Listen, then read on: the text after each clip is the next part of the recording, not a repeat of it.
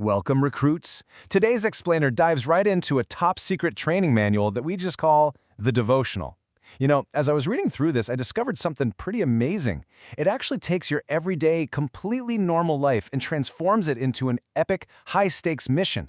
If you've ever felt like being a kid is just about, following boring rules and waiting around to grow up so you can finally do the important stuff, well, wait until you hear what this manual has to say. Seriously, think about it for a second. Do chores like making your beds, scrubbing the dishes, or tackling a giant, awful pile of math homework feel like a total waste of time? Yeah, I know they usually do. But what if taking out the trash was actually a secret mission from God? The devotional introduces us to this thrilling concept. Basically, absolutely none of the normal things you do are accidents or just busy work. They're actually a crucial part of a grand divine purpose. Your home and your school? Those are the training grounds, and you are the operative. All right, to get you ready, here is our official mission briefing outline straight from today's devotional. We'll be hitting 1. The ultimate fire test. 2. Your daily secret mission. 3. Mixing sacred with ordinary. 4. Small chores, big blessings. And finally, 5. Treating today like your last. Now you know exactly what your training looks like today. Let's move out. Okay, jumping right into Section 1, the ultimate fire test. Revealed by fire. The devotional kicks things off with this incredibly powerful quote from 1 Corinthians. It says that every person's work will be, quote, revealed by fire. Now hold on, don't panic. It's not a literal scary fire. It's just a vivid way of saying that God is going to test the true quality of what we do. The devotional explains that God hasn't given us work merely to keep us busy. He doesn't just want you running around doing things for absolutely no reason. He actually checks what kind of work we are doing and whether we're doing it for His glory or just dragging our feet to get it over with. And this sets up a really clear warning about our different types of work. Think of it like building something. If we gather wood, hay, and stubble, meaning we complain, we do things strictly for ourselves, or we just do a super sloppy job, well, it just burns right up in the fire. It doesn't last. But if we focus on valuable work, doing our chores cheerfully and making our effort a blessing to others, it survives the test. So the bottom line is, we shouldn't waste our precious time gathering useless wood and hay when we could be earning eternal rewards. Let's move right along to Section 2, Your Daily Secret Mission, Post of Duty. Here, the devotional uses a really cool word. It says we are enlisted, just like a soldier enlisting in the military. Because you're enlisted in the army of the Lord, every single action and pursuit you have is invested with a special sacredness. That means it totally belongs to God.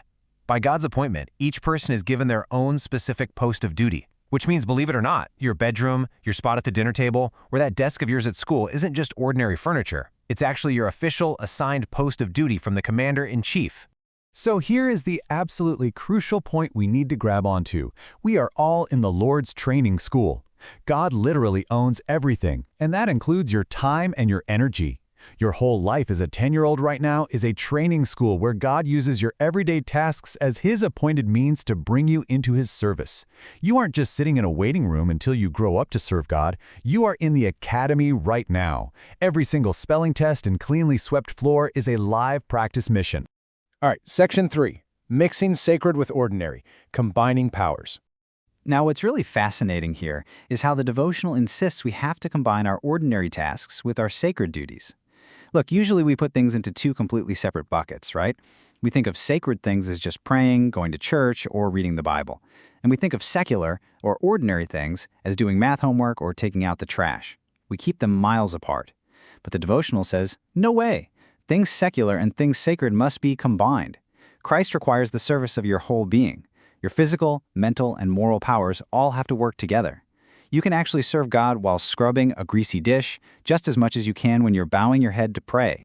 However, the devotional does drop a very clear warning for us. Spiritual things must not be hidden by secular matters. It also tells us that no business should be undertaken if it has a corrupting influence. So what does that actually mean for you? It means that while everyday stuff is important, your ordinary tasks, or things like the video games you play and the shows you watch, should never, ever distract you from your main spiritual mission.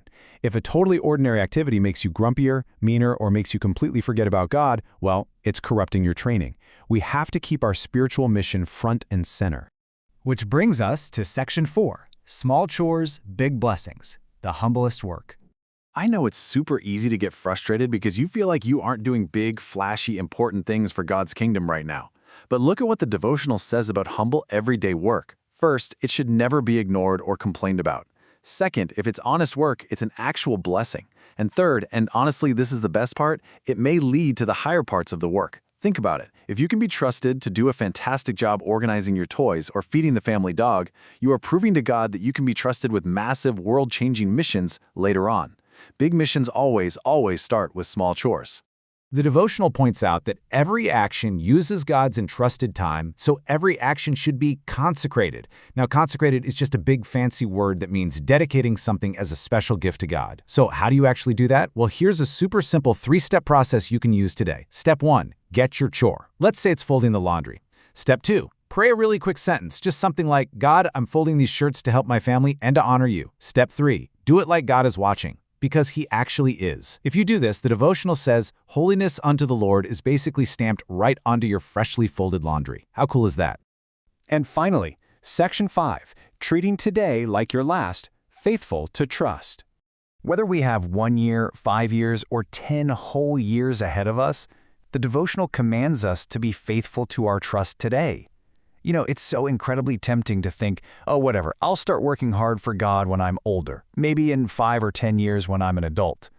But the timeline of faithfulness doesn't start somewhere way out in the future.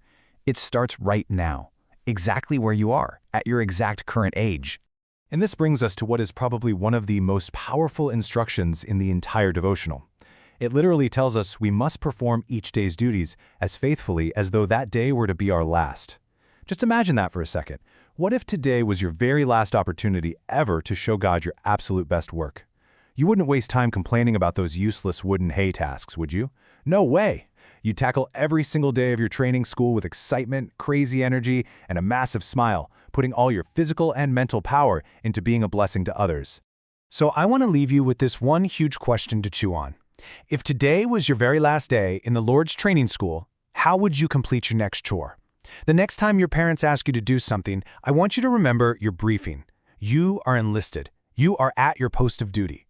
Consecrate that action, mix the sacred with the ordinary, and show the commander-in-chief exactly what you're made of. Good luck out there, recruits. I'll catch you on the next explainer.